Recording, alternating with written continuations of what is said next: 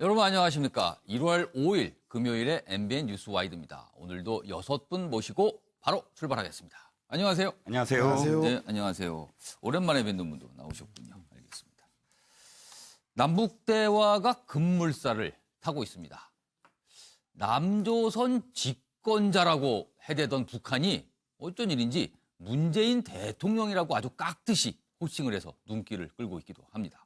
첫 번째 정치 핫 이슈 들어갑니다. 트럼프, 문 대통령 100% 지지한다.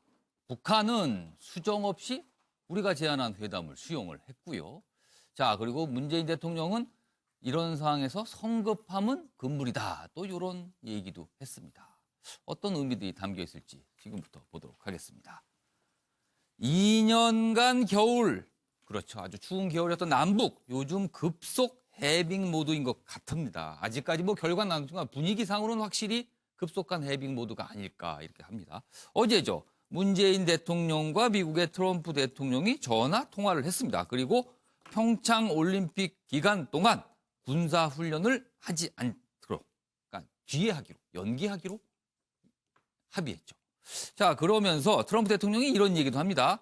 미국은 문재인 대통령을 100% 지지한다. 지금 문재인 대통령이 북한과 대화 모드를 끌고 있는 것을 지지한다. 이런 얘기를 했고요. 그리고 남북 대화는 좋은 일, 언제든지 필요한 게 있으면 돕겠다. 이렇게까지 얘기를 하고 있어요. 자, 그리고 오늘입니다. 북한이 우리에게 전통문을 보내왔는데 발신 리선권 조평통 위원장입니다. 그리고 수신은 우리의 조명근 통일장관 앞으로 돼 있는데 남북 고위급 회담을 위해 1월 9일 판문점 평화의 집으로 나아갈 것입니다. 우리가 이렇게 하자고 제안을 했는데 그걸 그대로 받아들인 겁니다. 웬일이죠? 북한한테 보기 어려운 이런 모습인데. 자, 이런 반응들이 나왔습니다. 최문순 강원지사는 올림픽 기간 동안 북한 선수단에게 크루즈를 제공하겠다. 여기서 숙박을 하도록 제공하겠다. 그리고 IOC 올림픽위원회는 북한이 참가하면 선수단 비용 부담을 할 용의가 있다. 또 이렇게도 나오고 있고요. 그런데 북한이나 미국 내에서는 또 이런 반응도 나옵니다. 한국에 온 북한 선수단을 한국이 지원을 할 경우에 이거는 지금 국제 제재 원칙에 위반된다. 그러니까 약간 재정 지원, 돈 지원하면 이거는 좀 제재 원칙에 위반된다라고 미국 내에서도 이런 얘기가 나오고 있고요. 통일부에서는 북한 평창 참과 관련된 제재 위반 논란 없도록 어떻게 좀 해보겠다. 이런 입장을 내놨는데 자, 미국과 북한의 속내 뭘까요? 영상 보겠습니다. 양국 정상은 평창 올림픽 기간 중 한미 연합 군사 훈련을 실시하지 않기로 합의하고 양국군이 올림픽의 안전 보장에 최선을 다하기로 하였습니다. 트럼프 대통령은 남북 대화 과정에서 우리 도움이 필요하다면 언제든 알려달라며 미국은 100% 문재인 대통령을 지지한다고 말했습니다. 트럼프 대통령은 평창 올림픽 기간에 가족을 포함한 고위 대표단을 파견하겠다고 재차 확인했습니다. Our president and that President Moon decided that it would be in the best interests of the Olympics and our government and our alliance relationship. This is showing the fact that Kim Jong-un's people were willing to pick up the phone and call the Republic of Korea is a strong indication that our maximum pressure campaign is working. 오늘 10시 16분 북측은 우리 측의 회담과 관련한 전통문을 보내왔습니다. 북한의 조평통 위원장 리성권 명의로 해서 대한민국 통일부 장관 조명균 수신입니다. 의제는 평창 올림픽 참가를 비롯한 남북관계 개선 문제입니다. 그리고 1월 9일 판문점 평화의 집으로 나가겠다고 했고요. 회담 개최와 관련한 실무적 문제들은 문서 교환 방식으로 협의하면 될 것이라고 했습니다. 이상입니다. 자, 지금 영상 보셨는데 뭔가 급물살을 타고 있는 분위기 분명히 있습니다. 자, 지금 영상이 나간 동안 질문을 좀 제가 드렸습니다. 트럼프 대통령이 문재인 대통령 100% 지지한다. 그러면서 한미훈련 연기 이걸 합의했죠. 그리고 북한은 이례적 수정 제의 없이 우리가 제안한 그대로 만납시다. 이걸 그대로 받아들였습니다. 미국과 북한의 속내는 무엇일까요? 김영주 더불어민주당 전 의원부터 보겠습니다. 예, 저는 이제 지금 현재 뭐 갑작스럽게 여러 가지 예. 어떤 해빙기가 열리고 오는 건 사실입니다만 예.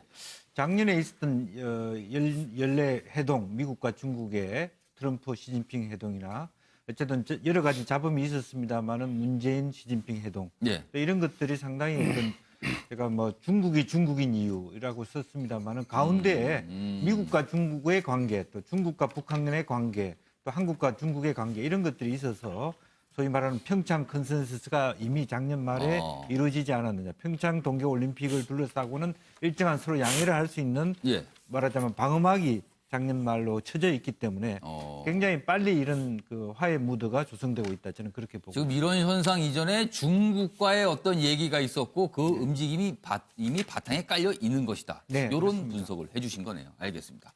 자, 황장수 미래경영연구소장께서는 어떻게 쓰셨습니까? 예, 미국의 입장에서는 북한이 올림픽에 오든 안 오든 예. 남북 간의 대화를 하든 말든 예. 북한이 결국은 핵을 미사일에 탑재해서 예. 완성을 시킬 것이다. 이렇게 보고 있지요. 예. 그 시간이 한 5, 6개월이다. 그러면 양측이, 즉 남북 간이 그 이후에 책임을 져라고 완전히 전가하려면 미국이 지금 한국에 대해서 대화를 막는다든지 뭐 군사훈련 연기를 거부한다면 미국이 덮어쓸 수가 있어요. 그러니까 나중에 어떤 그런 부분들을 위해서 최대한 지금 저런 행보를 취하고 있다. 이렇게 보고요. 남북이 지금 뭐 하는 거는 관심 없다. 아, 그 그럼요. 이유나 그걸로서 생각은 비핵화가 느끼는 건가요? 된다라고는 미국은 눈꼽만큼도 그렇겠죠. 생각하지 않고 예, 예. 북한은 마이웨이 한다고 보는 거죠. 예, 예. 그다음에 이제 김정은의 입장에서는 예. 이 한미 간의 관계를 이 틈만 있으면 최대한 벌리자는 거고요. 지금 이 군사훈련 연기와 예. 그다음에 전략자산 배치 중단을 옵션으로 김정은이 직접 자기 입으로 이야기를 했잖아요. 한국에서는 그걸 별로 이야기하지 않아요. 그런데 오늘 뭐 청와대 특보나 이런 사람 입에서 나온 이야기를 보면 예. 지금 연기한 게 결국은 뒤에 키리졸버 독수리 훈련, 예. 또 을지 뭐 포커스 가디언 훈련까지 서로 다 챙겨지면서 시간이 없었어요. 예. 결국은 3개 중에서 축소가 돼서 한두 개는 안 될 수가 있고 이것이 결국은 또 북한하고 대화가 이후에 더 되면 중단으로 갈 가능성이 있다라는 걸 갖다가 북한은 보고 있는 거죠. 예. 한국에서도 그 이야기를 합니다. 그다음에 더 나아가서요. 지금 1단계는 쌍중단이에요. 예. 도발 중단과 예. 미사일, 그다음에 이렇게 이 도발 중단과 이 미국의 훈련 중단. 예. 근데 2단계 아마 올림픽이 끝나면 북한이 이제는 한국과 더불어서 쌍궤, 즉 비핵화 협상과 평화 협정 부분을 논의하자고 또 2단계를 던질 겁니다. 그러면 점점 한미 간의 관계가 북한에 말려든다면 이간질 될 수 있겠죠. 그런 부분을 보고 하는 거죠. 올림픽 뒤에는 우리가 아니라 미국 쪽으로 뭔가를 또 움직임이 있을 것이다. 이렇게 전망까지 해 주셨습니다. 자, 노영희 변호사 어떻게 쓰셨습니까? 네, 뭐 어차피 지금 미국 입장에서는 아마 속으로 쾌재를 부르고 있지 않을까. 결국 우리가 그동안 했던 여러 가지 것들이 다 먹혔다 이렇게 생각하고 있을 건데요.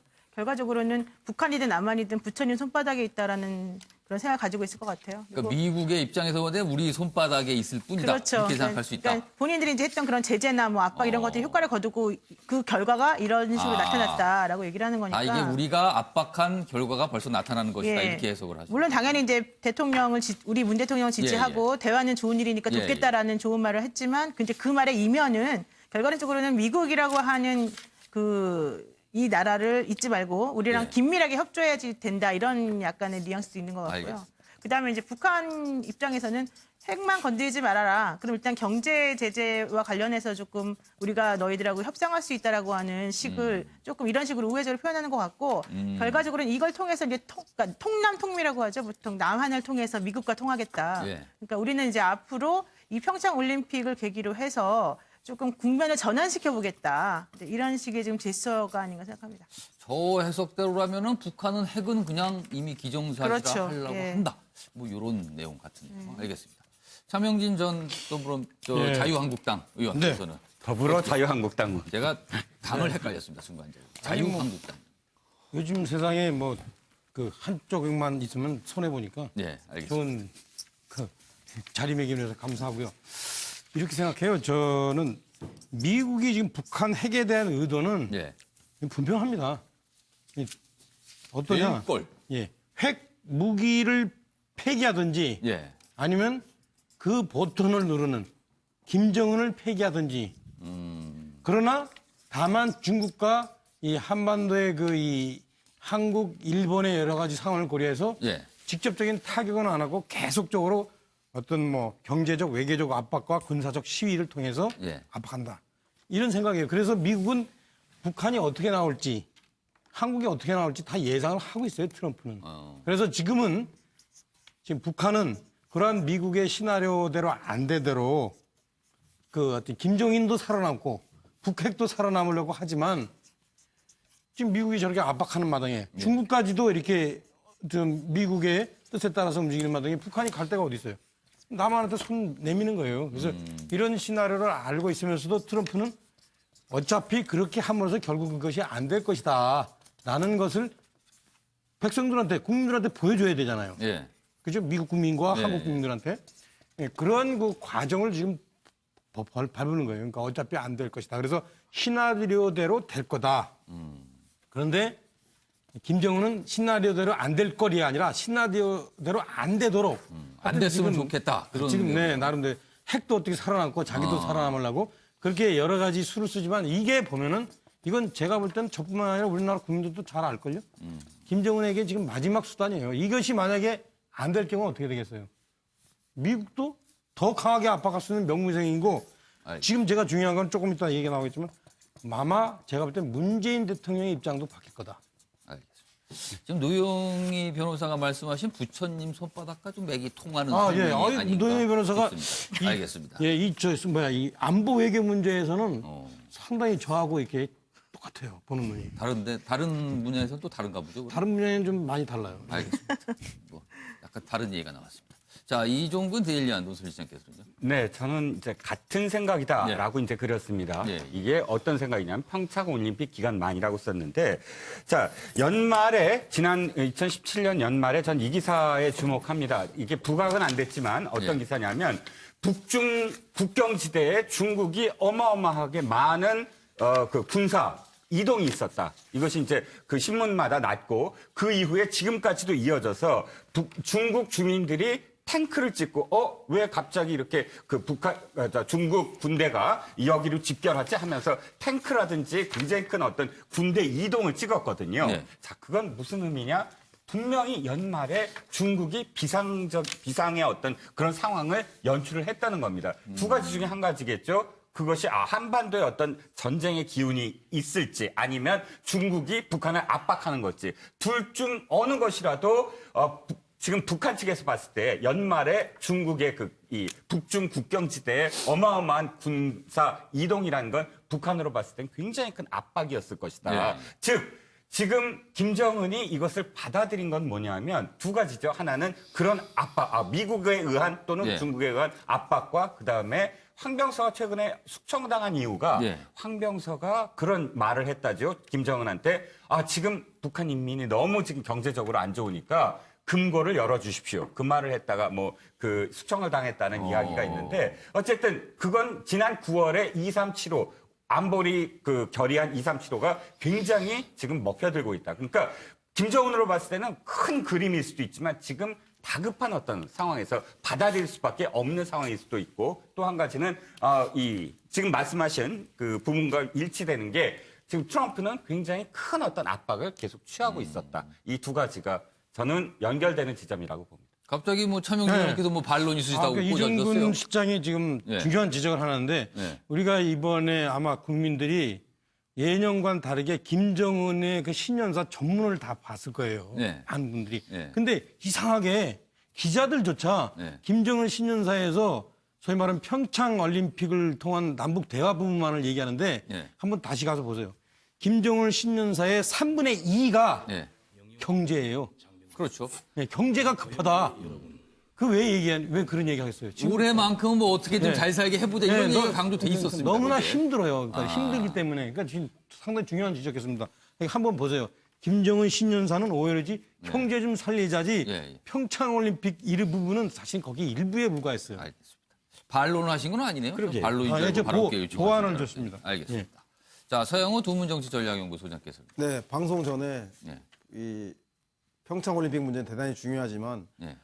따분할 수 있으므로 빨리 지나가달라는 얘기를 PD께서 하셨는데 빨리 안 지나가고 있는 거죠. 차명진 의원께서 정면으로 거스르고 하고 계신 것 보고 저는 그러지 말아야겠다 생각을 했습니다. 그래도 뭐 중요한 얘기를 하시는 거는 마무리가 괜찮습니다. 안 하고 빨리 저는 뭐 오늘 이미 말씀하세요. 그럼. 네, 저는 그 남북 그 평창 올림픽은 9실일 뿐이고요. 예. 이미 남북이 그 고위급 회담이 잡혀 있지 않습니까? 예. 그 이후에는 북미 회담으로 갈 수밖에 없다. 그걸 앞두기 위한 밀당이다.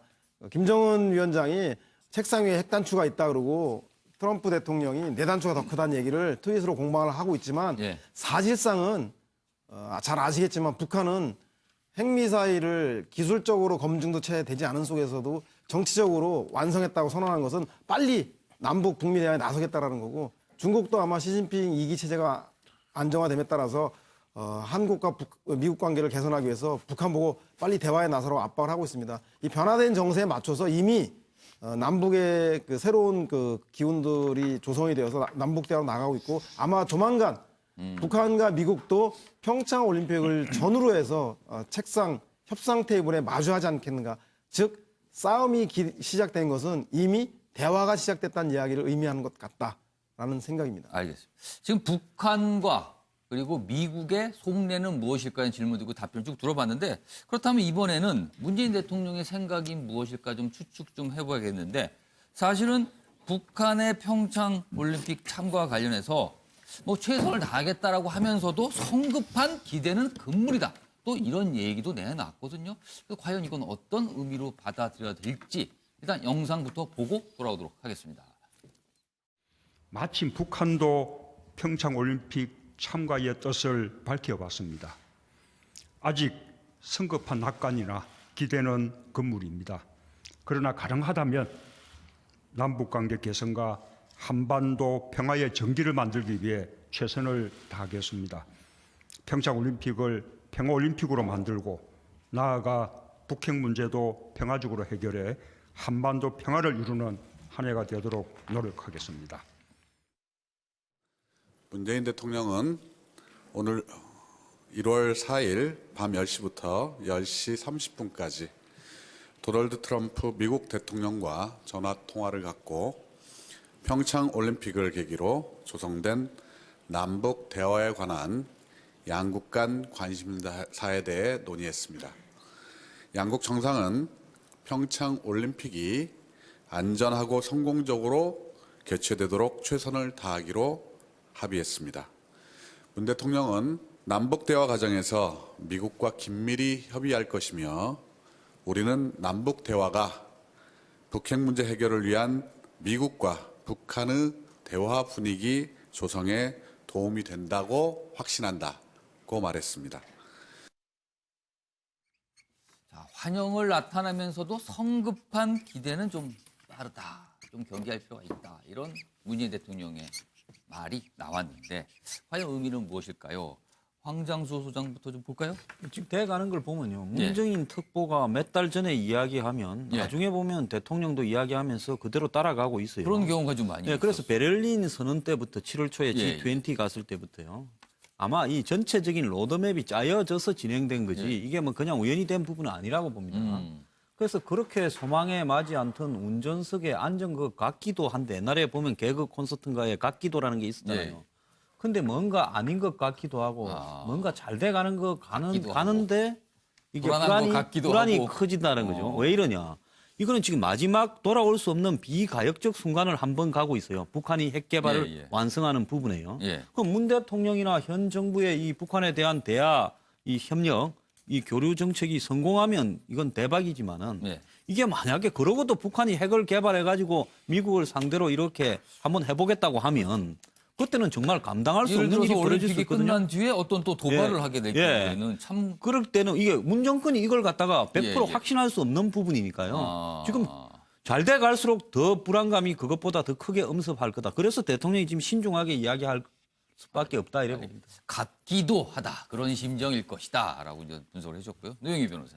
네, 이게 지금 이 문 대통령이 이런 발언이 예. 언제 나왔냐면 5일 날 그러니까 오늘이죠. 오늘입니다. 오늘 점심에 그 대한노인회 간부들 44분을 초청해서 오찬을 드시면서 이런 얘기를 하는 거거든요. 예. 그러니까 이 얘기는 기본적으로는 그 노인층이 실질적으로 이제 안보나 이런 쪽에 대해서는 약간 보수적인 생각을 가질 수밖에 없고 상대적으로 좀 보수적이고 민감하실 예, 수 있죠. 그렇죠. 전쟁도 경험하시고 이런 분들이기 때문에 그렇기 때문에 그분들이 가지고 있는 걱정이나 이런 것이 무엇인지를 잘 안다. 그리고 실질적으로 미국이 생각하는 뭐 속내나 의도가 무엇인지 또 북한이 지금 왜 이런 제스처를 취하는지 나도 알고 있습니다. 그러니까 걱정하지 마시고 우리 저를 좀 한번 믿어봐 주세요. 이런 식의 메시지를 보내면서 이제 상대적으로 본인에게 그러니까 대통령에게 조금 그 지지도를 좀 덜 보내고 있는 층에게 좀 설명을 하고 이해를 구하고 있는 그런 모습을 보이고 이제 이런 과정을 통해서 이 문재인 정부에서 북한하고 같이 손잡고 나아간다 하더라도 좀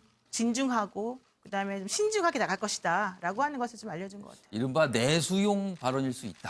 뭐 이렇게 좀 들리기도 합니다. 김영준 전 의원께서는. 예, 핵심적으로 보면 이번 그 평창을 적극적 예. 광의적 평화의 올림픽으로 만든다는 개념 속에서 예.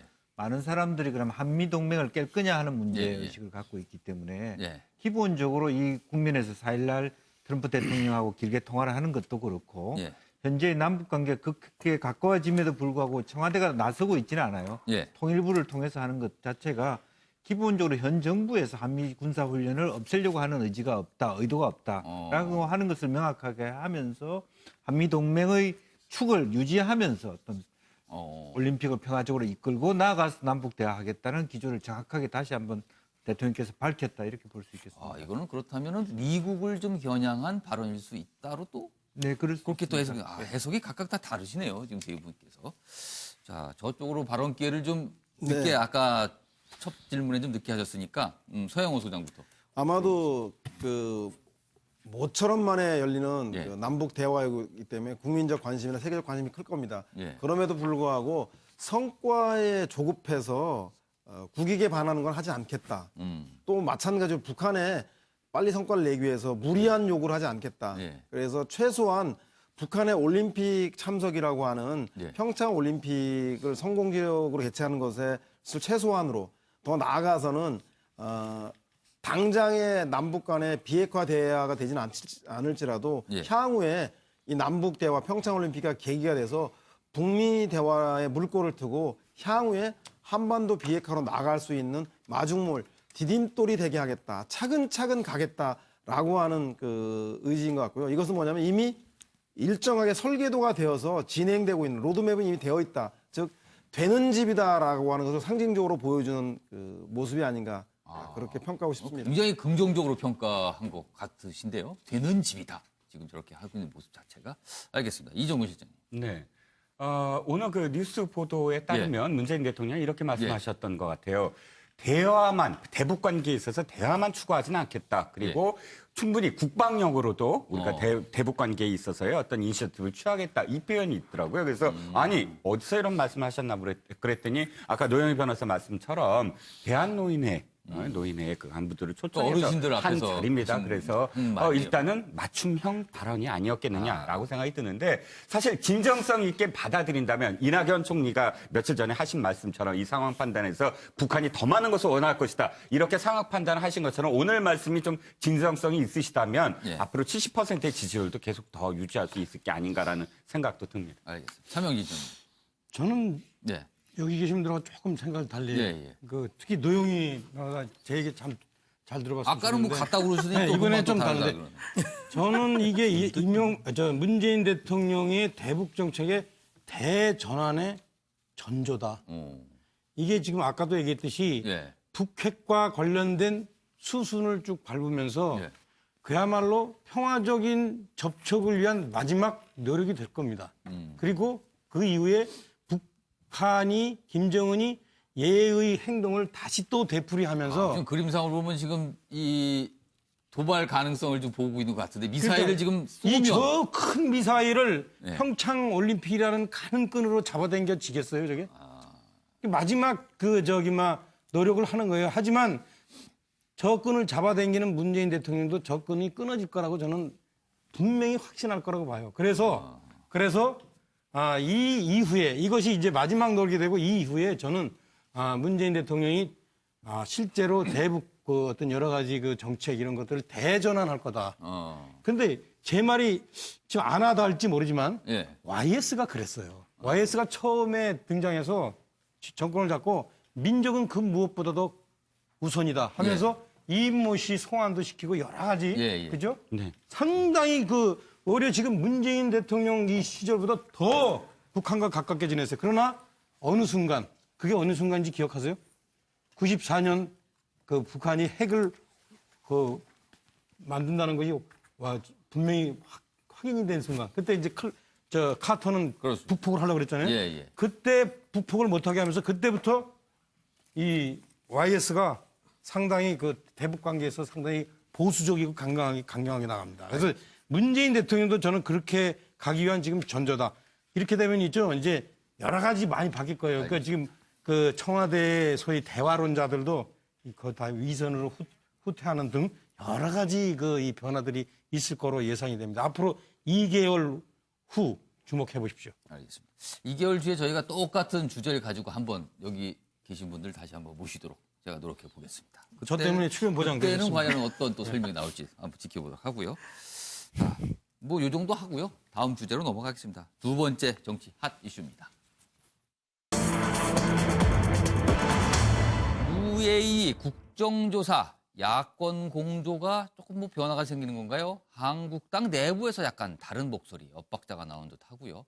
이게 혹시 회심의 한 방을 노렸는데 자칫 부메랑만 되는 게 아닐까? 뭐 이런 내용들도 좀 나오고 있습니다. 보겠습니다. UAE 의혹 제기, 회심의 한 방일까? 아니면 빗나간 불발탄일까? 자, 김성태 자유한국당 원내대표가 지금 UAE 의혹권에 대해서 굉장히 많은 주장과 얘기를 하고 있죠. 여기 보면은 이런 얘기 있습니다. 송영무 국방장관이죠.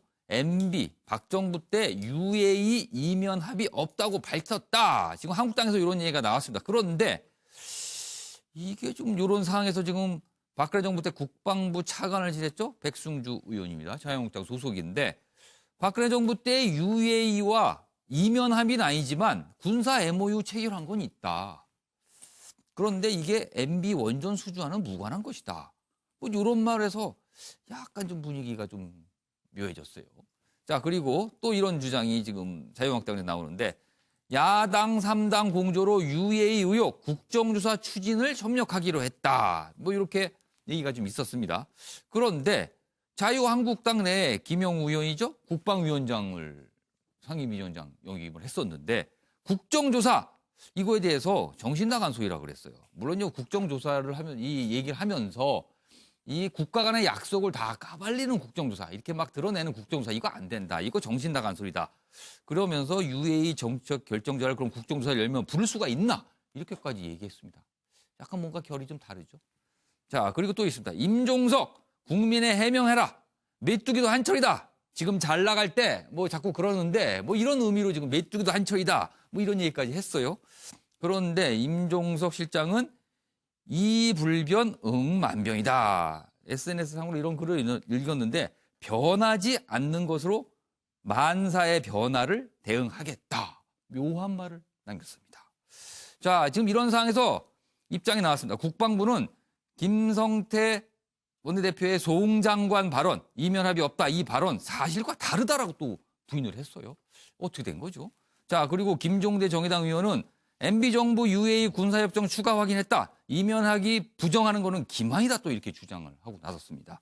김동철 국민의당 원내대표죠. 임종석 운영위에 출석해라. 국정조사는 그 이후에 하자.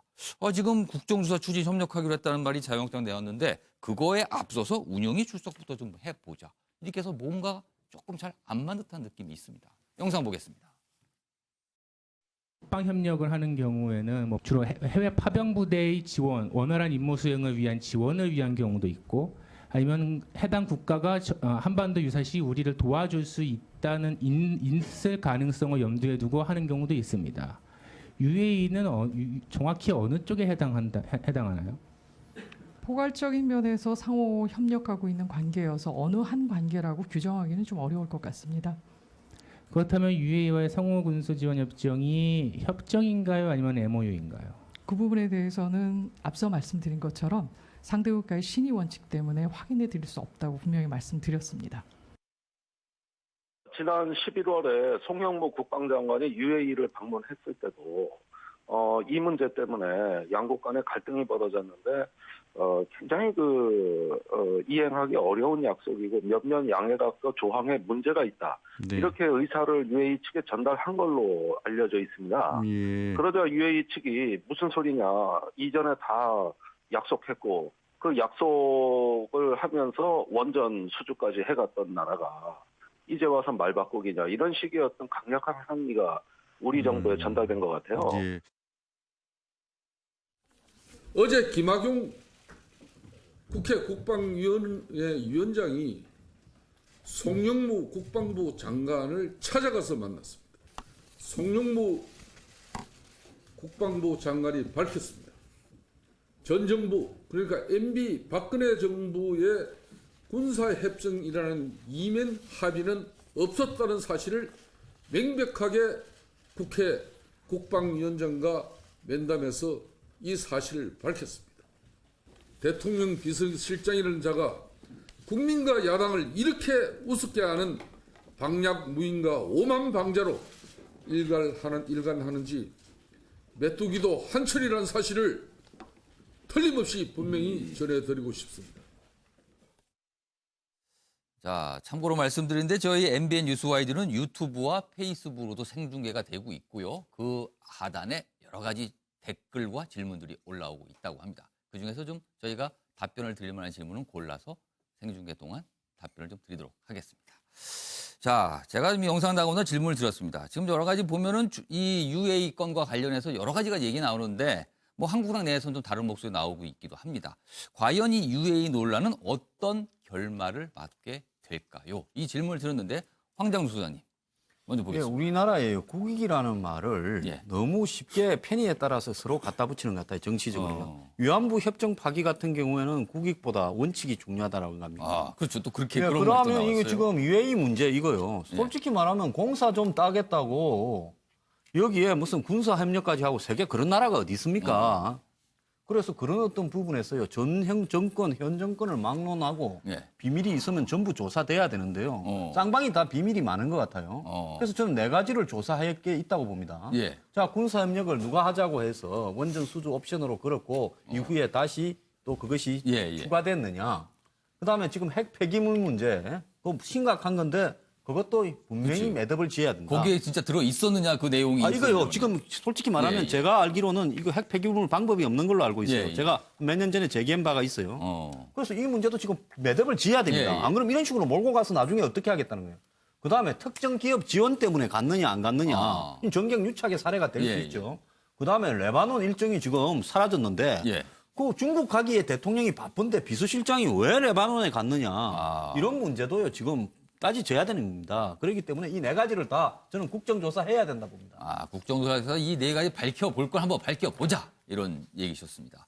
자, 서영우 소장님. 네, 자유한국당은 아마도 문재인 정부가 이명박 정부와 박근혜 정부의 적폐를 청산하는 과정 중에서 UAE에 과도한 요구를 해서 UAE가 화가 나서 그것을 무마하기 위해서 임종석 비서실장이 급하게 출장을 갔다, 국빈 방문했다라고 주장하고 있습니다. 그런 부분에서 국정조사를 통해서 이 문제를 밝히자고 하는데 오늘 최근에 그 정의당 김종대 의원이 사실상 그 문제에 관련해서 박근혜 정부 당시에 UAE와 군사 MOU가 맺어졌고 이면 계약이 있었다라고 주장을 하고 있고 이면 계약은 아니지만 같은 그 같은 건에 대해서 자유한국당 백승주 의원이 박근혜 정부 시절에 국방부 차관이었는데 실제로 UAE와 계약이 있었다라고 확인을 해줬습니다. 따라서 그동안 얘기했던 문재인 정부 측의 원전 게이트보다는 오히려 이면 계약이라고 하는 문제가 더 불거지고 있는 상황이다. 따라서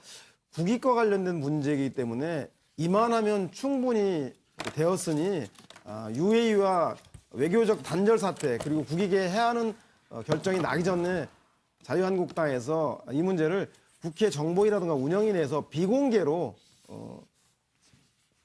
이 문제를 공유하고 빨리 마무리하는 것이 타당하지 않겠나 싶은 생각 듭니다. 자, 이종근 시장께서 갑자기 좀 발언 기회 요청하셨는데 하신 김에 아예 답변까지. 저는 제 패널보다는 지금 말씀하신 것에 대한 딱 한마디로 제가 좀 정리를 하겠습니다. 지금 진보 진영과 이전 어떤 현 정부에서 가장 지금 문제했던 게 예. 자원외교인데 예. MB 정부의 자원외교를 얘기할 때 자원외교의 실패를 얘기할 때 MOU를 얘기했습니다. 양회각서만 체결해 놓고서는 나중에 제대로 본계약을 예. 하지 않았기 때문에 예, 예. 사실은 그게 다 허당이다. 이렇게 MOU와 본계약에 대해서 확실하게 예. 분리를 했잖아요. 지금 사영호 소장님 말씀을 제가 들어보면 이게 완전히 본계약을 박근혜 정부에서 한 것처럼 얘기를 해요. 그런데 정확하게 봅시다. 오늘 밝혀진 것도 MOU였어요. 당시에 양해각서를 체결했다는 거예요. 예, 예. 그런데 양해각서를 체결하고 본계약은 그럼 진짜 그때 본계약을 박근혜 정부 때 했습니까? 아니에요. 양해각서라고 나와요. MOU라고 나와요. 예, 예. 그러면 그 MOU를 언제 해야 되죠? 현 정부에서 해야 돼요. 안 그렇습니까? 자, 계약이라는 건, 양해각서라는 건 사실은 구두 약속에 불과한 것이지 본계약을 체결해야만 되는 거 아니에요? 예, 예. 그렇게 자원외교를 지금 비난을 했었어요. 예. MB정부가 양해각서하고 어디 뭐 아랍에미리트 가고 어디 가고 할 때마다 양해각서만 체결했지 뭘 본계약을 했느냐. 이 비난을 했다면 지금도 역시 그거 정확하게 해야 돼요. 박근혜 정부에서는 MOU를 체결한 것이지 본계약을 체결한 게 아닙니다. 알겠습니다. 근데 그걸 갖고 왜 비난을 하죠? 알겠습니다. 본계약은 그렇다면 지금 문재인 정부에서 본계약을 체결해야 되는 거 아닌가요? 제가 결말을 좀 설명 좀 어떻게 될까 설명하자는데 결말이 아니라 논란이 이어지는 것 같습니다. 네, 저는 예, 결말 최명희 의원님. 설명드릴게요. 우리 예. 이종근 실장 말씀하신 거 이어서 얘기할 예. 수 있을 것 같은데, 그러니까 이제 이 MOU를 맺습니다. 이렇게 예. 여러 가지 UAE와. 근데 MOU를 맺으면서 여러 가지 연계하겠죠. 예, 예. 수출과 뭐 아니면 예, 예. 국방과 이런 것들을. 거기는 또 왕조 국가니까 그런 것들을 다 한꺼번에 할 거예요. 뭐 우리가 생각지도 공화국이 못한 아니어서. 요구를 할 가능성이 예. 있어 보입니다. 자, 그러면은 예. 이런 것들을 그러면 우리가 어떻게 해야 될 것인가? 현 예. 정부에서 제가 보니까 현 정부의 그 정신에 안 맞는 것 같아서 그거를 좀 바꾸려고 그랬던 것 같아. 그죠? 예컨대 이 MOU에 불과한 군사협정을 그냥 MOU로 놔두고 예. 했으면 좋은데 이걸 좀 바꾸려고. 그거 우리가 그 군인 배치하는 거 여러 가지 그 절차가 필요한데 이런 식으로. 그래서 하여튼 제가 볼 땐 UAE의 심기를 거슬린 것 같은데 예. 지금 이 마당에서는 어떻게 해야 되느냐. 예. 요즘에 이제 예컨대 이 두꺼운 털 외투를 예. 날씨가 추워서 바깥에 입고 나갔는데 딱 보니까 이게 단추를 잘못 채웠어요. 예. 그러면 어떻게 해요? 그거 단추 풀러서 다시 채우겠어요? 아니면 입고 가겠어요? 날씨 추우니까 그냥 입고 간다고요. 그러니까 지금 요대로 이 UAE 문제는 제가 볼 때는 여야가 이미 판을 다 봤어요. 그죠? 뭐 공개 안 한다고 했지만 예, 예. 다 판을 봤어요. 국민들도 다 알아요, 이제.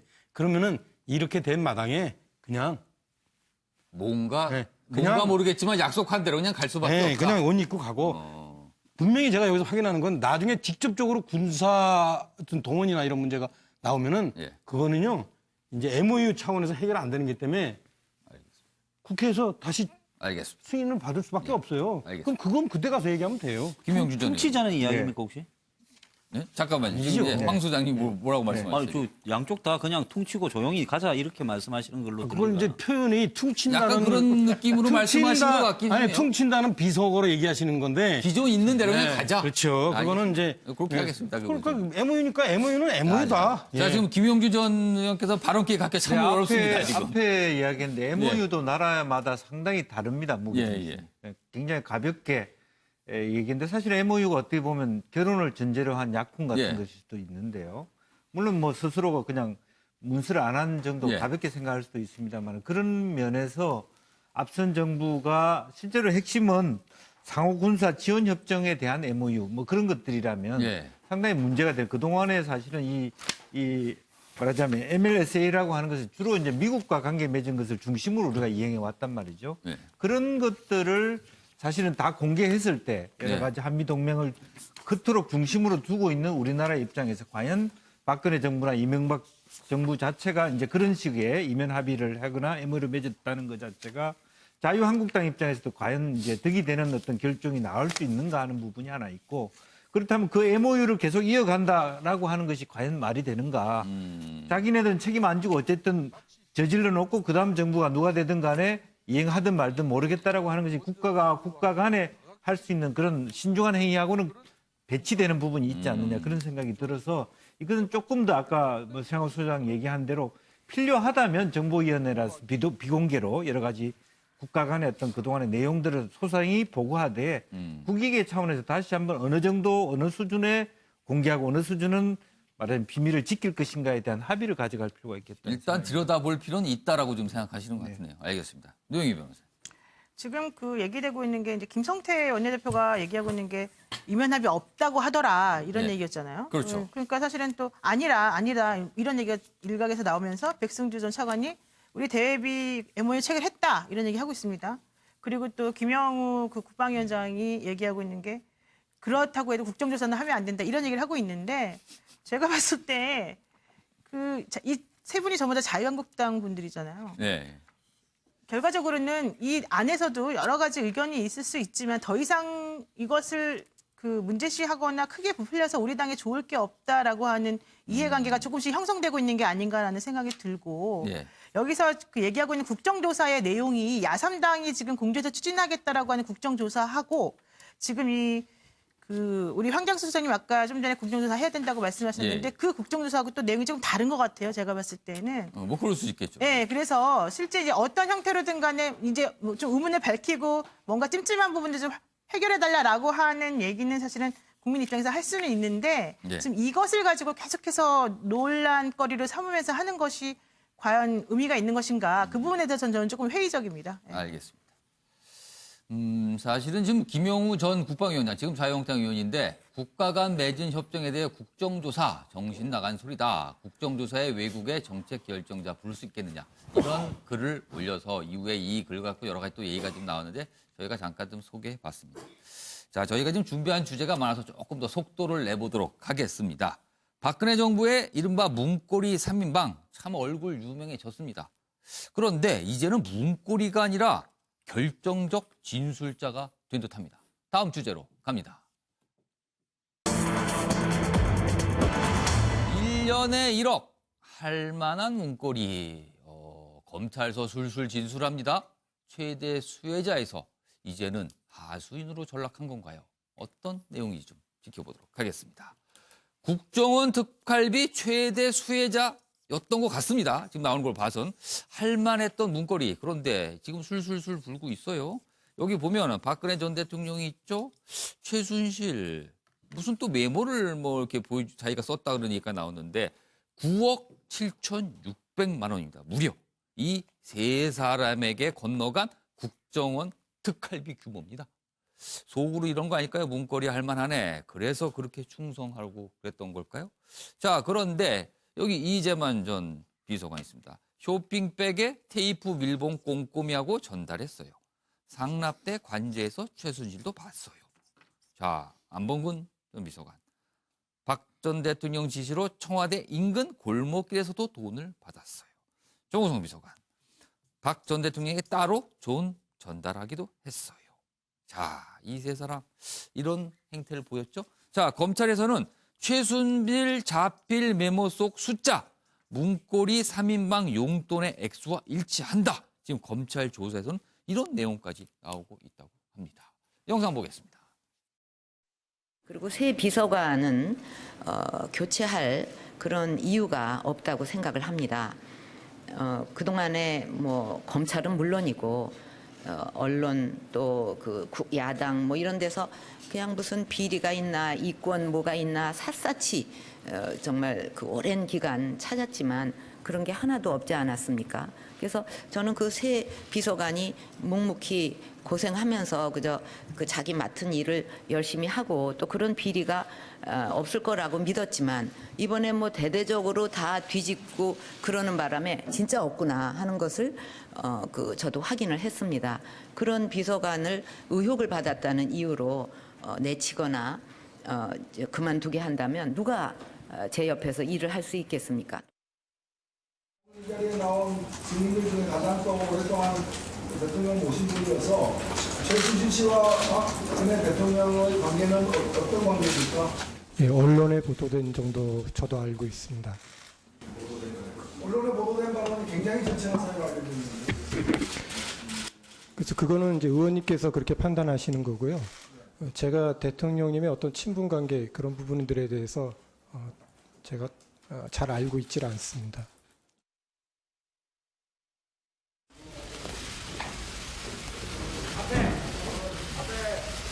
김정은 특활비 상납받은 것은 청와대 요구에 의한 것이었습니까? 수사의 성실히 임하겠습니다. 네, 특활비 상납 과정에서 박근혜 전 대통령 인지하고 있었죠? 한 말씀만 해주고 들어가시죠, 우선. 예, 수사의 성실히 임하겠습니다. 부끄러움 느끼십니까? 받은 돈 어디다 쓰셨어요? 부끄러움 느끼십니까? 제가 제일 참 가슴 아프게 생각하는 부분 중에 하나가 그겁니다. 대통령님은 굉장히 본인의 철학과 소신이 뚜렷하세요. 그리고 그런 부분에 대해서 표현도 되게 잘하시고, 근데 지금 이상하게 지금 이게 좀 알려지고 있어서 참 마음이 아픕니다. 24시간 정말 가족도 없고 아무것도 없기 때문에 아주 그거에 그냥 그 업무에 파묻혀서 사시는 분이고, 그래서 제가 종종 다른 사람들, 특히 부속실 직원들이나 다른 사람들한테 종종 얘기한 게, 대통령이 이제 좀 놀아야 되는데 맨날 놀지 않고 그냥 저렇게 일만 해가지고 참 문제다라는 얘기들을 많이 했고. 국정원에서 나온 돈을 가지고 매년 거의 1억 원씩 이른바 문고리 3인방에게 꼬박꼬박 챙겨준 박근혜 전 대통령. 왜 그랬을까요? 이유는 뭘까요? 그리고 아까 검찰 조사를 받아 들어갈 때 그랬죠? 성실하게 임하겠다. 성실하게 조사를 받겠다. 굉장히 성실하게 받았는지 문고리 3인방이 술술술 특활비도 진술을 하고 있습니다. 이들은 왜 이렇게 술술술 얘기를 또 하고 있는 걸까요? 궁금해집니다. 자, 노영희 변호사. 사실은 이제 뭐 이분들이 이렇게 행동할 거라고는 작년부터 예견이 됐었죠. 그때 그 2017년 7월에 처음 이 사건이 이제 불거지기 시작하면서 안봉근 이재만 비서관의 행동이 사실 우리가 기대했던 것 혹은 예상했던 것하고 많이 다르다. 이제 그건 우리가 알고 있었던 것이고 그 정점이 박근혜 전 대통령 그 탄핵 심판 때 이제 있었던 행동이거든요. 그래서 결과론적으로는 이런 식의 행동이 이제 나올 것이다라고 뭐 예상이 어느 정도 됐었었는데 그래도 그동안에 잘 피해 나가다가 결과적으로는 한 5개월 정도 전부터 이제 이분들에게 집중적으로 여러 가지 것들이 2016년이었구나 아까는 어쨌든 그 이분들에게 집중적으로 이제 이 검찰의 손이 가니까 적극적으로 협조를 해서 사실은 이번에 검찰이 박근혜 전 대통령 특활비 기소는 너무 구체적이고 너무 정확하게 나오고 있거든요. 그러니까 이건 제가 봤을 때는 문고리라고 하는 것의 속성이 그런가 봐요. 한 5개월 쓰고 나면 녹 쓰는 거 아닌가. 그러니까 이분들은 아무리 그전에 기름칠 잘해주고 했다 하더라도 그 권력의 향배나 앞으로 그 방향이 무엇인가라고 하는 것을 바로 딱 그 바깥에 하고 경계선에서 마주보는 사람들이기 때문에 아마 이걸 제일 체득하고 이런 행동을 한 게 아닌가 싶습니다. 아무리 기름칠을 잘했어도 지금은 녹슨 문고리다. 그렇죠. 이 설명이 제 귀에 쏙 들어오네요. 어떻게 말하면. 자, 황상수 소장님. 저 사람들 3명 다 옛날에 이 기자들이 뽑은 권력 서희의 5등 안에 들어갔던 사람이에요. 그쯤 되면요. 가만히 있어도 사람하고 돈이 몰려올 건데 박 대통령이 굳이 저렇게 1년에 1억씩 두 당 꼬박꼬박 챙겨준 거는 왜 그랬을까요? 이 봉건적인 죽음과 과신에 대한 어떤 관계에 대한 생각을 가지고 있었던 거죠. 저 사람은 나한테 아주 충신이니까 그 사람들한테 내가 돈을 줘야 충성을 받는다. 충성의 대가다. 네, 그랬는데 그거 잘못됐죠. 그 돈 없어도 잘 살 사람이 잽싸게 배신을 했지 않습니까? 2015년 1월 달에 기자회견하면서 뭐라 했어요? 오랫동안 믿고 의존해온 사람이다. 이렇게 말했지 않습니까? 의존은 뭐, 아유, 지금 실수할 뻔했네. 화가 나서. 근데 저 사람들이 2014년에 집을 갖다가 8, 9억 대의 집을 나란히 샀어요. 뭐 그런 얘기가 있었습니다. 이거 검찰이 지금 샀다고 확인됐고 지금 수사를 하고 있어요. 그건 뭔 말이겠습니까? 뭔 돈 갖고 갑자기 집을 갖다 강남에 또 나란히 사요? 그렇기 때문에요. 한마디로 저런 정도의 인물을 못 알아본 박 전 대통령의 자업자득이라고 봅니다. 이 모든 사태는. 알겠습니다. 지금 이 김영주 전 의원 순서가 됐는데 갑자기 차명희 전 의원이 본인이 좀 먼저 시켜달라고 갑자기 이러다 어떻게 먼저 일로 하세요. 넘어가도 되겠습니까? 하세요. 아니, 왜냐하면 제가 볼 때는 저 두 친구들이 집을 그 저 특수활동비 용돈 받은 거는 거 안 샀을 거예요. 거기게 중요한 거예요. 그 소위 말하면 8, 9억짜리, 10억짜리 집을 산 돈이 어디서 나왔냐라고 추궁 받다 보니까 일정하게 플리바게닝을 한 거예요. 근데 그것도 수사를 한대요. 플리바게닝 하니까 안 하겠죠. 자, 지금 제가 뭐 아무튼 검찰에서 알아보긴 하겠죠, 어떻게든. 아니, 뭐 제가. 알겠습니다. 아니, 뭐 그건 그거고요. 그 가족들이 들었으면 본인들한테 얘기를 전해가지고 제 얘기가 틀리면은 저를 명예훼손. 알겠습니다. 아무튼 이 그림 설명 좀 해주시죠. 이게 좀 유식한 얘기인데 이 진화 인류학자가 유인원하고 어린이한테 죄수의 딜레마 게임을 그 실험을 해요. 죄수의 딜레마 게임은 아시죠? 뭐 생략하겠습니다. 설명은. 뭐 아시는 걸로 보고. 유인원은 그거를 실험 의도대로 그대로 해요. 자기만 살기 위해서 상대방을 부르기 때문에 둘 다 당해요. 근데 어린아이들은 안 그런데요. 그게 이 인간과 소위 말하면 유인원의 차이인데 이건 뭔 얘기하냐면 저 사람들은 그야말로 박근혜 대통령 권력 5위라고 하지만서도 그야말로 이 집단에 불과한 유인원적 수준의 이 집단에 불과한 사람들. 이렇게 술술술 보는 거 보니까 정치적인 비전이나 철학을 공유하지 않는 사람들. 이런 사람들이기 때문에 그야말로 자기들이 살기 위해서 조금 아까 제가 얘기한 프리바게닝을 아주 쉽게 얘기한 거예요. 그러니까 박근혜 전 대통령 그렇게 배신 얘기했는데 배신의 진짜 뜻이 뭔지 지금 감옥에서 생각을 하실까 모르겠어요. 듣고 보니까 그림이 또 한눈에 싹 들어옵니다. 이게 되게 그 유식한 그림. 제가 차이하고 비슷하면서도 좀 다른 얘기입니다. 실제적으로 보면은 이분들은 참모가 아니라 심부름꾼에 불과하다. 마음을 그렇게 쉽게 가져갔어요. 참모를 하면은 사실 어떻게 보면 공식적으로 보면 전체 돈은 총무비서관이 책임져야 됩니다. 그렇죠. 원래 돈 관리를 하고 숨겼던 약간 살림을 챙기는 자리니까. 근데 이제만이 생각했을 때 나는 그런 역할을 한 적이 없다라고 보는 거예요. 돈을 요구하는 걸 사실은 이제만이 요구해서 관리를 했어야 되는데 나한테 그런 기회를 준 적도 없다. 단지 대통령이 한 것은 우리를 근면성실하고 청렴하다고 봤기 때문에 돈을 쓰라고 준 것이 뿐이다. 그렇기 때문에 마음이 굉장히 가벼워요. 최근에 어쨌든 박근혜, 최순실, 최경환이 요구에 의해서 돈이 만들어졌다고 하니까 우리는 받아 썼을 뿐이다. 그런 정도의 마음을 가지는 거죠.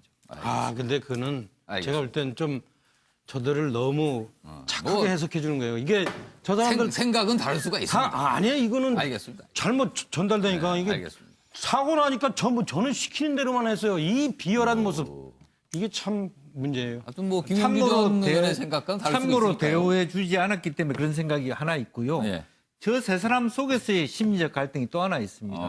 정호성이 너무 많은 역할을 했고 그 역할 관계 속에서의 그런 어떤 역할 관계가 또 내부 있다는 있을 수 것이죠. 있다. 이런 저 말씀하시죠. 사람들이 얼마나 큰 역할들을 했는데 알겠습니다. 저 친구들이 얼마나 큰 힘을 가지고 행사했는데 아유. 다음 분이 지금 기다리고 계십니다. 뭐. 자, 이정훈 실장님. 저는 지금 질문이 잘못됐다고 생각합니다. 질문이 어떤 질문이냐면 왜 박 대통령은 이들에게 돈을 줬을까인데 주어가 잘못됐어요. 박 대통령이 아니라 최순실이 줬다고 저는 단언합니다. 왜냐하면 박 대통령은 어디에 어떻게 지출하는 것에 대해서 한 번도 해본 적이 없어요. 얼마를 준다. 그것 자체가 왜 최순실이 그렇게 비선실세가 됐냐면 사실은 그런 집행하고 돈의 어떤 내역들을 전부 다 관리를 하기 때문에 최순실이 비선실세가 된 거거든요. 그렇기 때문에 주어는 최순실입니다. 최순실이 주어가 됐을 때 다 이해가 가는 게 첫 번째가 이해가 가는 게 왜 이들은 뿔었을까요?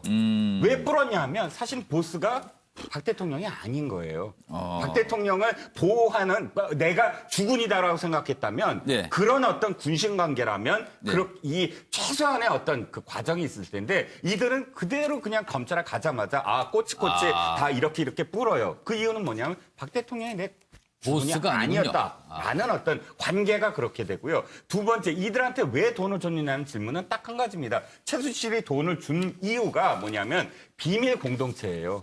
이 세 사람이 비밀을 알고 있거든요. 이들한테 돈 주고 싶지 않았을 거예요. 그런데 자 보세요. 노승일한테는 어떻게 되죠? 300만 원도 안 주고 150만 원을 줘요. 그 간장에 밥 먹게 해요. 그렇게 그 돈에 대해서 벌벌 떨던 최순실이 막 몇십억씩 이렇게 그 메모를 포스트에 메모를 하면서 준단 말이에요. 이유는 딱 한 가지입니다. 비밀을 지켜다오.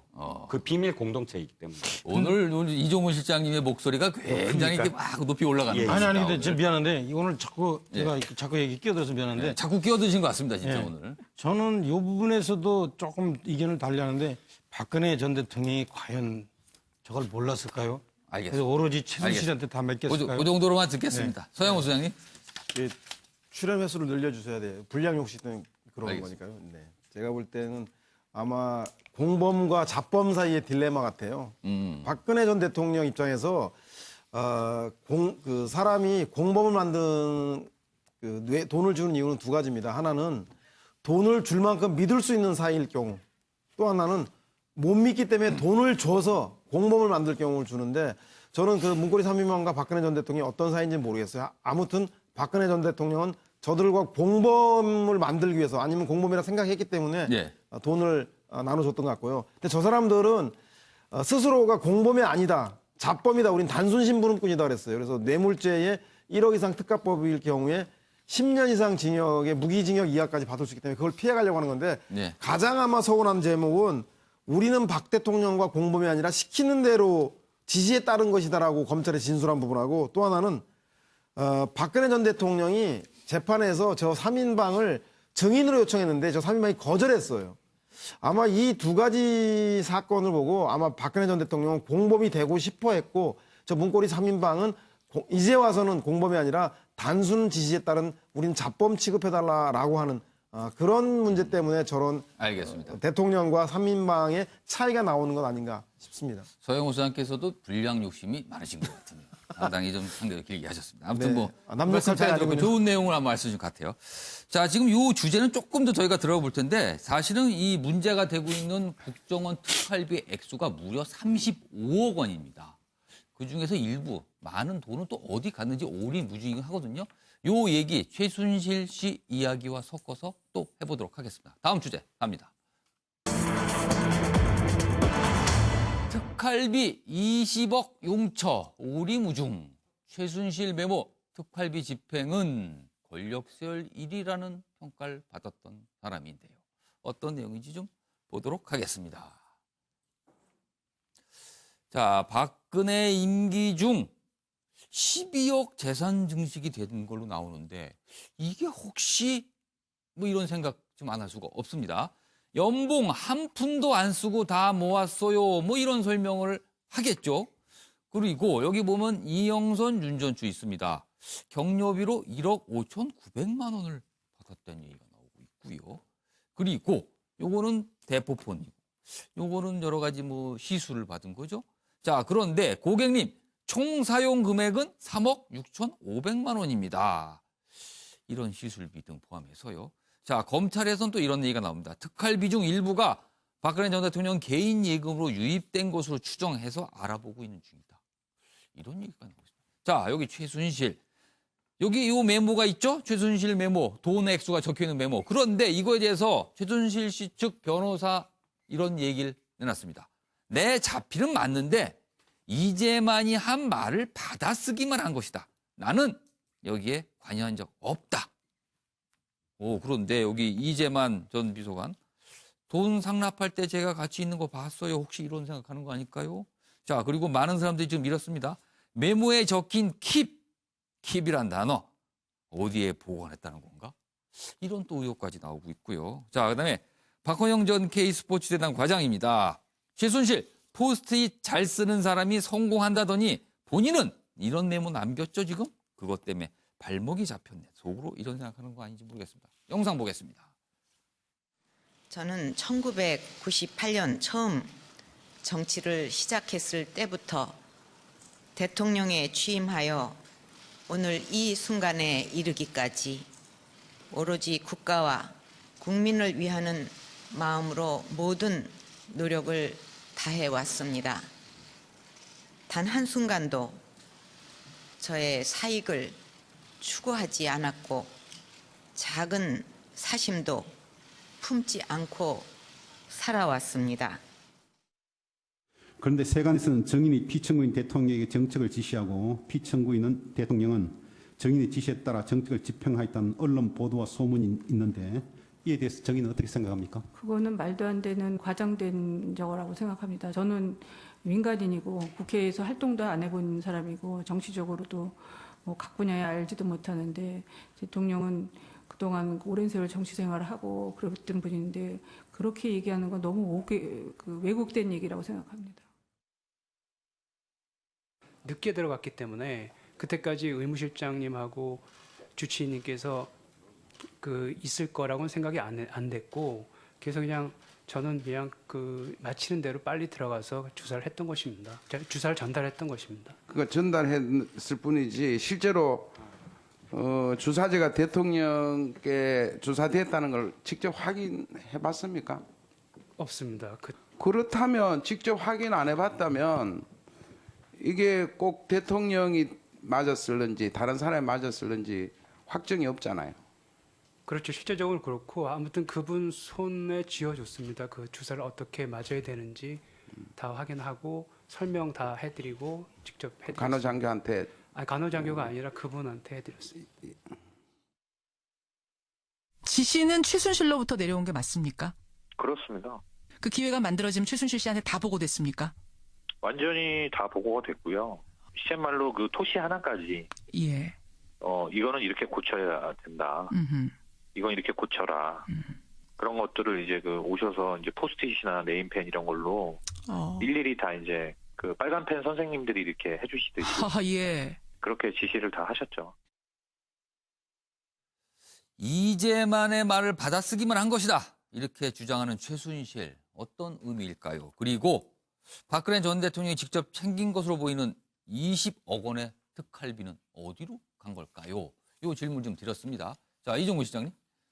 결국은 사실 최순실 씨가 이야기한 것에 답이 있다고 봅니다. 최순실 씨가 뭐라 그랬냐면 자, 삼성동 자택에 금고가 있다. 그 금고 안에 돈이 있고 그 돈이면 정유라와 그의 아들까지 먹여 살릴 수 있다. 이 표현이 계속 기억에 남아요. 즉 아직도 검찰은 금고의 존재를 확인을 못하고 있거든요. 그렇기 때문에 이 금고가 사실 단순히 인익재산, 지금까지 최태민부터 시작된 인익재산만 담은 것이 아니었다라는 것이 아마도 이번 특활비가 그 증거가 되지 않나 싶은 거죠.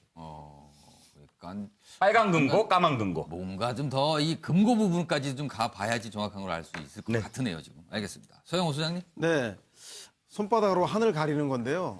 제가 요새 영화 1987년이 아주 데이트니까 87년도 얘기를 해드리면 최순실 씨하고 저하고 비슷할 것 같아요.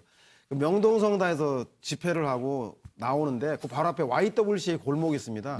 거기서 사법경찰들이 집회 대여를 중간을 끊어서 결국 다 포위돼서 잡히게 됐는데 저는 그 당시에 그 시민들 대열 속에 딱 서서 집회에 참여 안 한 사람인 척 했거든요.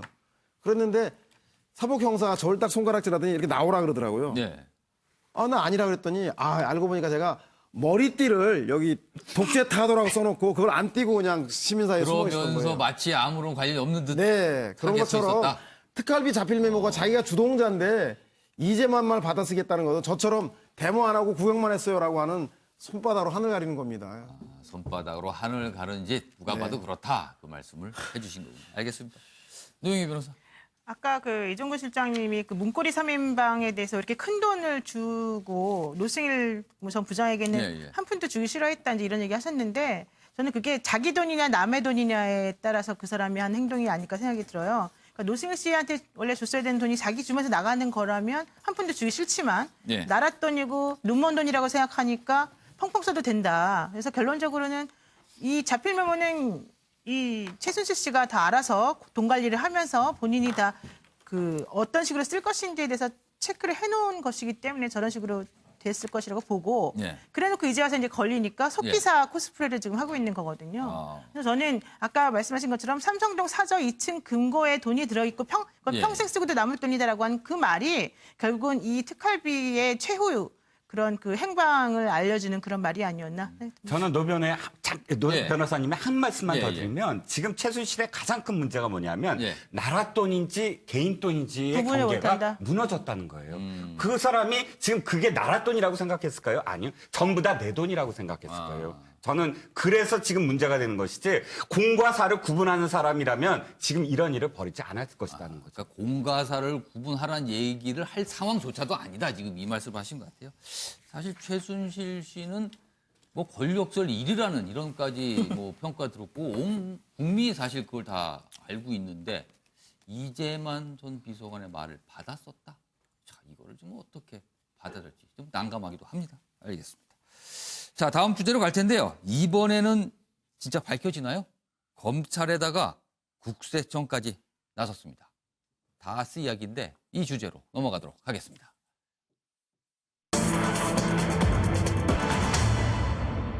조카 녹취의 전 최측근 폭로. 전 최측근입니다. MB 다스 만들었다, 시인했다, 나의 앞에서. 이런 얘기가 나왔고요. 과연 실소유주 논란은 어디로 갈까요? 내용 보겠습니다. 자, 전 최측근의 폭로. MB 직접 다스 만들었다고 말을 했다. 이렇게 됩니다. 자, 여기 보면요. 전직 다스 관련자 여기 두 사람, 김종백, 최동용 이렇게 있습니다. 다스 실소유는 MB. MB는 호텔비, 골프비, 다스 카드로 다 계산을 했고 다스의 140억 회수에 MB의 집사로 토하는 김백준 전 청와대 총무비서관인가요? 그렇죠? 지휘를 했다. 그리고 임원들은 MB 찾아가 노사 갈등의 불만을 토로하기도 했다. 이런 문제까지 가서 논의를 했다. 이런 거군요. 자, 다스 회장 이상은 큰형이죠? MB의 큰형, 형님인데 그 아들입니다. 이동형 씨. 우리 아버지도 월급을 받았다. 이상은 회장, 우리 아버지인데 이상은 회장 월 500만 원도 못 쓴다. 이런데 무슨 주인 그러나 이런 얘기를 또 합니다. 과거 이명박 전 대통령의 최측근으로 통하는 정두원 전 의원. 오늘 라디오 방송에서 또 이런 얘기를 합니다. 정세영 회장 권유로 다스를 만들었다. MB 다스 자신이 만들었다 밝혔고 MB가 내 거 아니라고 하는 순간 이상은 회장은 대박 터지는 것. 이렇게까지 얘기를 합니다. 자, 지금 이명박 전 대통령 속으로 이러는 거 아닐까요? 8조 다스 포기할지, 굳은 일 당할지 선택하라고? 내 것 아니라니까 도대체들 왜 그러는 거예요? 지금 이러지 않을까 싶습니다. 내용 좀 보겠습니다. 자, 국세청이 지금 특별 세무조사를 벌이고 있는데 다스 경립직 막내 여직원은 컴퓨터를 들고 어디로 갔다 그럽니다. 이건 또 어떻게 된 겁니까? 자, CCTV 확인 결과 조 씨 사무실에서 근무 확인했다. 뭐 이런 얘기도 나오고 있고요. 이게 도대체 어떻게 되는지 모르겠습니다. 국세청은 여전히 핵심 여직원 자료를 빠졌고 이래서 지금 이거 세무조사 제대로 되겠나 이런 얘기도 나오고 있습니다. 그리고 과거에 정호영 전 특검, 이 다스에 관해서 조사를 한 전 특검이죠. 다스 미작은 300억 보도는 허위 사실이다. 또 이런 얘기를 하고 있습니다. 어떻게 해야 되는 겁니까? 영상 보겠습니다. 아니 그러면 MB 거라고 얘기하는 거 들으신 적도 있어요, 전에? 그 전에 그러니까 이제 뭐라 그랬냐면 예. 정세영 회장하고 되게 친해요, 두 분이. 정세영 회장이 현대자동차 회장이었잖아요. 그렇죠. 예. 그 정세영 회장이 이제 권유를 한 겁니다. 뭐라고요? 당신도 뭐 좀 하나 해서 챙겨라. 왜 남 좋은 일 시킬 건 뭐 있냐. 예. 그래서 이제 그거를 하게 됐고. 자동차 부품 회사니까 다스는. 예, 심지어는 현대건설에서 공장까지 지어줬다는 거예요. 정세 회장이 그렇게 하라 그래서. 그러니까 이제 왕 회장도 다 묵인하에 자기를 하게 된 거다. 그때는 이제 서울시장 시절이니까 그렇게 설명을 한 거예요. 왜 그렇게 설명을 했냐? 내가 이걸 꼽을 쳐가지고 꽁수로 몰래 내가 한 게 아니라 다 인정받고 다 한 거다. 공개리에. 그거를 주변에 그냥 다 얘기하고 다녔어요. 그렇죠. 정말 돈에 대해서는 집착이 강하신 분이거든요. 그래요. 네, 그러니까 그 대통령 재직 시절에 그 140억을 김경준으로부터 받아냈잖아요.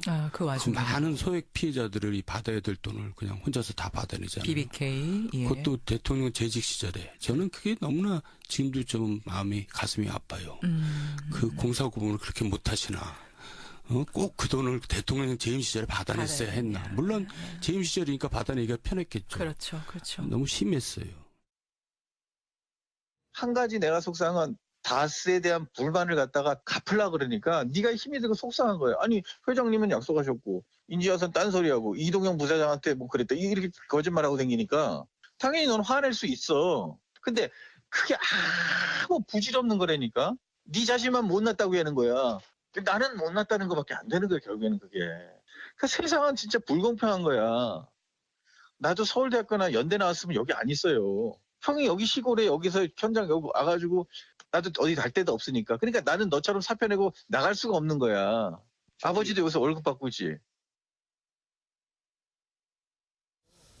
자유한국당은 MB의 다스 문제에 대해서는 관여하지 않습니다. 그 문제는 MB가 대처해야 될 문제고 또 이 정권도 어찌 보면은 개인 기업에 관한 문제, 소유에 관한 문제를 가지고 국가 권력이 나서야 할 문제인지 그 문제는 이 정권에서 판단해 주시길 바라겠습니다. 지금 영상 중에 나온 정두원 전 의원의 발언은 김현정의 뉴스도 CBS죠. 여기에서 나온 내용을 저희가 소개해드렸습니다. 자, 영상 나가는 동안 질문 드렸습니다. 이번엔 정말 다스의 주인이 누구인지 밝혀질까요? 어떻게 돼 갈까요? 이 얘기를 좀 질문을 드렸는데 김영주 전 의원. 예, 지금 여러 가지 뭐 국가에서 뭐 국세청이든 뭐 권력기관에서 예. TF까지 딴다고 보니까 검찰 출두까지는 해야 되지 않을까 조심스럽게 예측하면서도 예. 다른 한편으로는 그동안에 많은 조사도 있었고 물론 뭐 직접적인 제대로 된 조사가 있었는지는 모르겠습니다만 그러나 그동안에 많이 소각도 했다. 예. 그리고 또 많이 빼돌리기도 하고 자료도 없어진 상태이기 때문에 설마 나를 구속시킬 수 있겠느냐. 이런 반신반의하는 상황이 아닌가 그렇게 생각이 듭니다. 반신반의 구속은 불가다. 뭐 또 이렇게 되지 않을까. 차명기 전 의원님. MB가 예. 상당히 자로잰 듯이 치밀한 분이에요. 아, 그래요? 예. 상과 나와가지고 예. 트랙터를 본인이 다 분해해서 그 전체 구조들을 예. 다 외워서 오. 중동에서 그걸로 정주영 씨한테 인정받은 사람이에요. 그래서 구조를 다 네. 사진 찍듯이 외운다. 네, 그래서 이분이 무슨 뭐 중간에 자료 소각 이렇게 예. 할 분이 아니라 처음부터도 제가 볼 때는 이 주식도 못 찾을 거고 예. 뭐 이걸 가지고서 무슨 이면각서 담보 쓴 거 이런 것도 없었을 겁니다. 예. 그 뭐 비자금 조성한 거 이것도 도로 다 돌아왔다는 거 아니에요. 그러니까 제가 볼 때는 법적으로 MB 것임을 다스가 MB 네. 것임을 아마 이제 파악해내기는 어려울 거다. 뭐 저는 그래서 두 가지 정도의 이제 효과가 나타날 거예요. 첫 번째는 아마 이제 이것을 다스를 MB 거라고 이제 그동안 많이 얘기하고 다닌 사람들이 그 후과를 입을 겁니다. 예. 두 번째는 이런 집안 내 사정이 생길 거예요. 이 MB하고 이상은 씨는 형제 관계란 말입니다. 예. 형제 관계는 그야말로 그렇지 않은 집안이 대부분이지만 예. 정말 니께 내 거고 내게 네 거고 예. 경제 공동체 그런 차원에서 이 다스 문제에 대해서 시시비비가 안 나올 텐데 이게 한 대 밑으로 가면 좀 달라져요. 아들하고 조카. 예.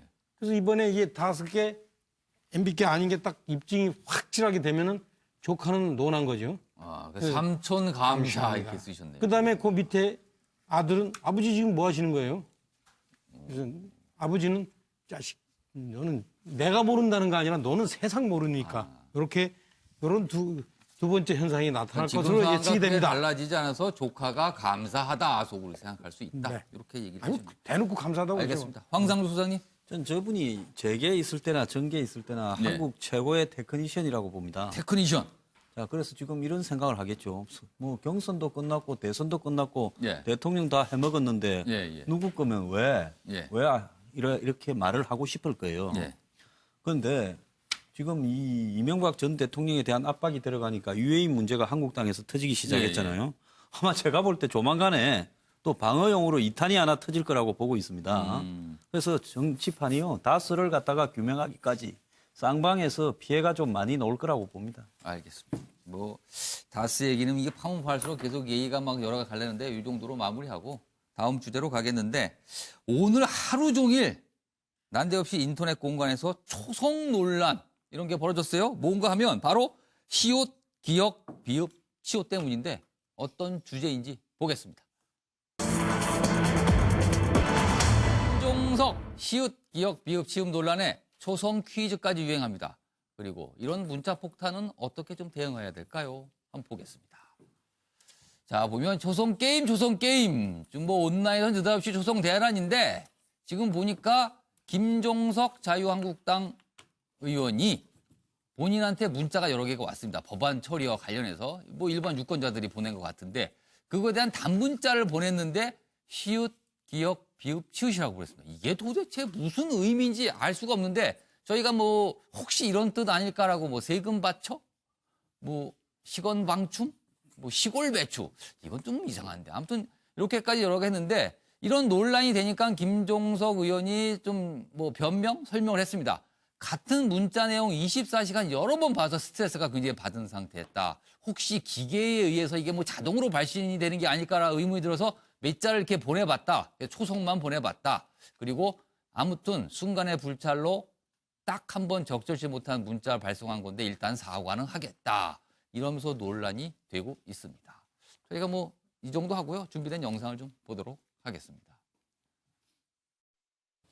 제 핸드폰을 지금 뜨거워서 못 사용하겠습니다. 18원 후원금을 몇백 명이 저한테 영수증을 달라 하고 또 다시 18원을 보내달라는 말도 있습니다. 제 핸드폰을 지금 뜨거워서 못 사용하겠습니다. 밤새 잘 주무셨습니까? 예, 감사합니다. 저희 저든 마찬가지겠습니다만 밤새 그 문자 폭탄이 시달려가지고 잠도 제대로 자지 못하고 대신 욕은 하도 많이 얻어먹어서 배가 좀 부르는 실정입니다. 제 핸드폰을 지금 뜨거워서 못 사용하겠습니다. 너는 군대 갔다 왔냐? 다음 너 낙선 운동하겠다. 이런 게 거의 휴대폰이 불이 났습니다. 제 핸드폰을 지금 뜨거워서 못 사용하겠습니다. 의원님은 문자폭탄 안 받으셨어요? 저는 뭐 오늘은 또 몇 개 나오고 어떻게 해동하는지라고 딱 시간 맞춰서 문자폭탄을 모르겠어요. 대표한테도 오고 나한테도 오고. 이걸 어떻게 누가 보는 줄 알고. 제 핸드폰을 지금 뜨거워서 못 사용하겠습니다. 제가 보기엔 자, 초속 논란이 된 바로 이 문제의 시옷, 기역, 비읍, 치읓은 무슨 의미일까요? 그리고 정치인들 문자폭탄 많이 받는데 어떻게 대응을 해야 될까요? 요 질문 드렸습니다. 자, 황장수 소장님부터 볼까요?